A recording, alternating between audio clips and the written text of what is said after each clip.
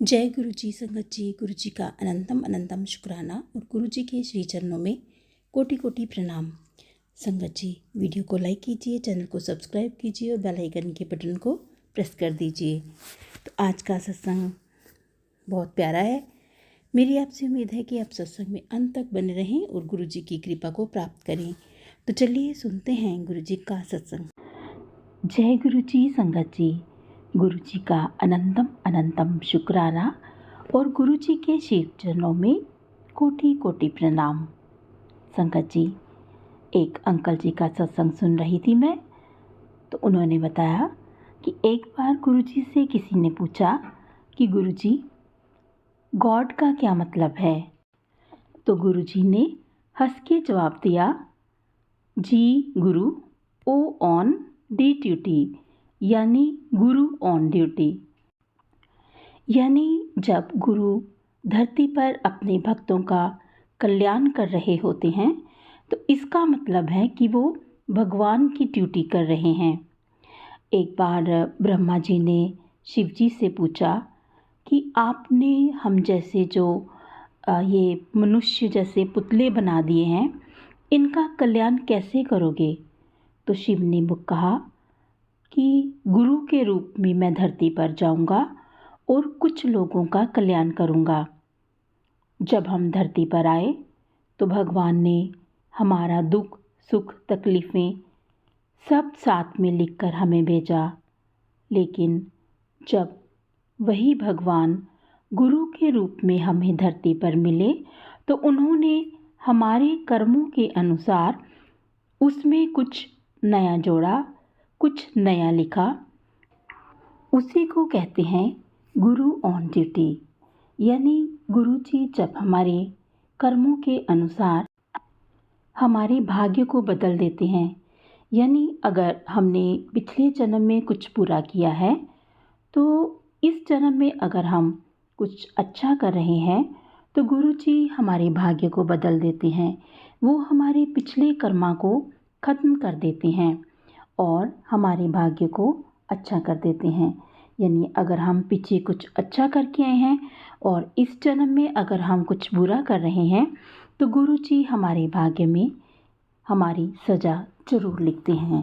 तो संगत जी, एक बार का वाक्य उन्होंने सुनाया कि एक लेडी सत्संग में आती थी और वो जो लेडी थी वो किसी आर्मी जनरल की वाइफ थी। वो जब भी गुरुजी के पास आती तो गुरुजी से कहती कि गुरुजी, मेरे पति मुझे बहुत मारते हैं। वो हर बार यही प्रश्न करती तो गुरुजी उसको पूछते कि क्या वो तुझे खाने को देता है। वो कहती, हाँ गुरुजी, वो मुझे खाने को तो देते हैं पर मारते बहुत हैं। तो गुरुजी चुप हो जाते। ऐसा एक बार नहीं कई बार हुआ। जब भी वह लेडी संगत में आती तो यही प्रश्न करती, तो हर बार गुरुजी वही बात करते, वही बात दोहराते। वो कहती, गुरुजी, मेरे पति मुझे बहुत मारते हैं। गुरुजी पूछते, क्या वो तुझे खाने को देता है। तो वो कहती, हाँ गुरुजी, वो मुझे खाने को तो देते हैं पर मारते बहुत हैं। तो संगत जी, एक दिन गुरुजी ने उसे समझाया कि तू उसकी पिछले जन्म में सौतेली माँ थी, तू उसे बहुत मारती थी और उसे खाने को भी नहीं देती थी। इतना शुक्र कर कि वो तुझे खाने को दे रहा है। तेरे कर्म कट गए हैं क्योंकि तू इस जन्म में कुछ अच्छा कर रही है, वरना जो तूने उसके साथ पिछले कर्म जन्म में किया है वो बहुत भयानक था। तो संगत जी, इस प्रकार गुरु जी जो होते हैं वो हमारे कर्मों को, हमारे बुरे कर्मों को अच्छे कर्मों में बदल देते हैं। इसीलिए कहते हैं कि गुरु जी जो हैं वो इस जन्म में हमें 10% ही भुगतने को देते हैं। तो संगत जी, यही है गुरु का काम। अगर वो औरत यही बात किसी फ़कीर से, किसी साधु से, किसी पंडित से पूछती तो वो कहता कि हाँ, मैं तेरे पति को समझाऊंगा। लेकिन वो गुरु हैं, उन्होंने वही जवाब दिया जो उनको देना चाहिए था, यानी उन्होंने हमारे लिए भगवान का काम किया। गुरुजी हमेशा कहते थे कि ब्लेसिंग्स तो ज़मीन पर बिछी होती हैं, कोई चुपकन वाला नहीं मिलता। कहने का अर्थ है ये है कि गुरुजी ब्लेसिंग्स तो देते हैं, लेकिन लेने वाला कोई नहीं मिलता। सब लोग अपनी मैं को नहीं छोड़ते, कोई मैं को नहीं छोड़ने वाला। ये कहने वाला कोई नहीं कि सब गुरु की कृपा से हो रहा है। सब यही कहते हैं कि मैंने किया, मेरी मेहनत से हुआ, ये सब मैं कर रहा हूँ। गुरु को कोई भी क्रेडिट नहीं देता। कहने का अर्थ ये है कि हमारी लाइफ में जो भी गुरु की कृपा होती है, बहुत कम संगत होती है, बहुत कम लोग होते हैं जो इसको गुरुजी का शुक्राना अदा करते हैं इसके लिए। वरना सब लोग यही कह रहे होते हैं कि ये मैंने किया, मैं पास हुआ, मैं पढ़ा, मेरी अच्छी नौकरी इसलिए है क्योंकि मैंने बहुत पढ़ाई की है, मेरे पास इतना पैसा है क्योंकि मैंने मेहनत की है। यानी हर इंसान मैं में लगा हुआ है, मैं को छोड़ने वाला कोई नहीं है। उनको ये पता नहीं होता कि मैं के अलावा जो करने वाला है वो भगवान है, वो गुरु है। गुरु की कृपा ना हो तो हम कुछ भी नहीं कर सकते। भगवान की कृपा के बिना यहाँ पर पत्ता भी नहीं हिल सकता। हम कभी भी अपनी क्रेडिट भगवान को नहीं देते, गुरु को नहीं देते। हम मैं में लगे हुए हैं। जिस दिन हम ये मैं छोड़ देंगे, जो भी इंसान मैं छोड़ देगा उसका कल्याण निश्चित है। गुरु का शुक्राना करना सीखना चाहिए। हर पल गुरु का शुक्राना करना चाहिए कि गुरुजी, मेरी ज़िंदगी में जो भी हो रहा है वो सब आपकी कृपा से हो रहा है। मैं तो एक ज़रिया हूँ करने का, करवाने वाले तो आप हैं। आपका ही किया हुआ सब हो रहा है, वरना मैं तो किसी काबिल नहीं। जिस दिन हम मैं छोड़ देंगे उस दिन गुरुजी हमारे हो जाएंगे और हमारे काम स्वतः ही बनते चले जाएंगे। संगत जी, गुरुजी हमें बहुत सी मुसीबतों से बचाते हैं, हमारे बहुत से बुरे कर्मों को काटते हैं। हम गुरुजी के ऊपर हमें पूर्ण विश्वास करना चाहिए, आंखें बंद करके विश्वास करना चाहिए। संगत जी, मैं आपको अपना सत्संग सुनाती हूँ।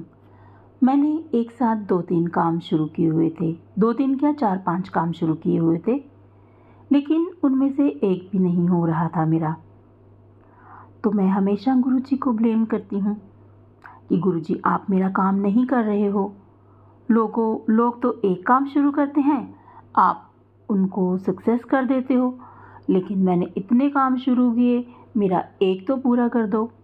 तो गुरुजी एक दिन मुझे मैसेज आता है कि 5 बेड़ियां ते पैर ना रख, इक्को बेड़ी ते पैर रख।